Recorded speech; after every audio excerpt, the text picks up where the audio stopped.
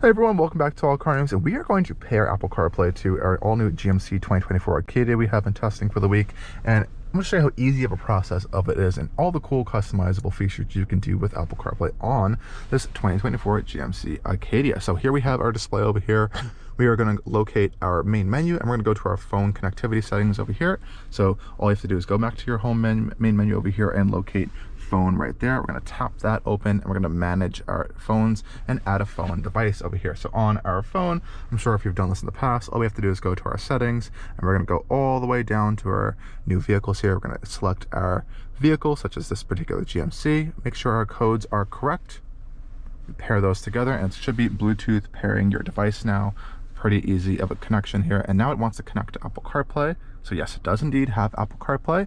We're going to enable it on the display over here, and it should be all set and ready to go just after that. It's a very simple process, nothing too complicated. So now we can see Apple CarPlay has been set up for us already, and that's it. That's all you really need to do. And the fun thing about the GMC Acadia's new display over here is you can have a few different views for Apple CarPlay. So here we have it in its full view over here. So this is a huge usage of Apple CarPlay. It takes up this entire 15-inch display over here, and then getting back to your regular GMC system is just as easy. All you have to do is press home, and you're back in your regular system. And you always have your climate controls right down here as well, which is a nice touch.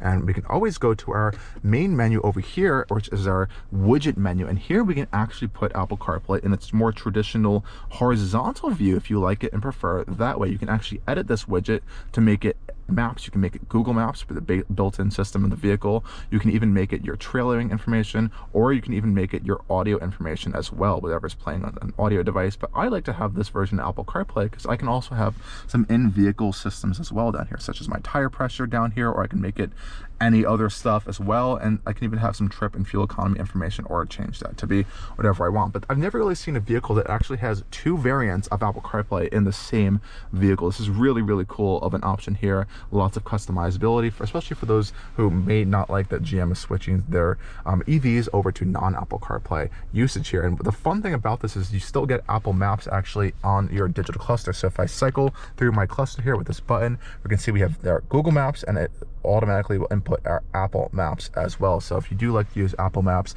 that will display up here. If you leave this screen on here, it will kind of zoom into a smaller location when you do input a destination. But that's a really nice touch that we have turn-by-turn Apple Maps and Google Maps right in our nice digital cluster over here, and it will also appear in our heads-up display up there, which is a wonderful feature. But I really like this customizability with the Apple CarPlay in the all-new GMC Yukon, GMC Acadia, and as well as that we're able to have it displayed up here. And of course, if you are an Android Auto user, you do have that availability as well over here. You still have Android Auto as an option in the all-new 2024 Acadia, so that is not too big of an issue. And we have plenty of fun features in this infotainment system and vehicle that are just really nice. We have a nice volume knob, physical volume knob on the screen with a mute switch right over here. We can turn on and off our mute switch, as well as the display itself. We can just shut off the display and just pop back on with the touch of a button, which is a nice touch here.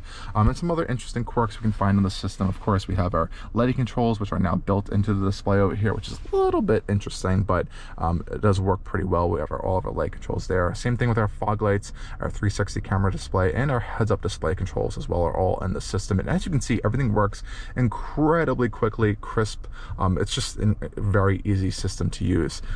So that's not really too big of an issue as well. So again, managing your phones, you can have multiple phones connected, go straight to your Apple CarPlay as well, as you can see right here, and it's so quick and easy to use. Maps look just huge in this larger layout, as we can see here. You can of course use your Waze if you are more familiar with that system. But yeah, this is pretty nice. And again, I really like that customizability here of having these two different options for Apple CarPlay and the all-new GMC Acadia.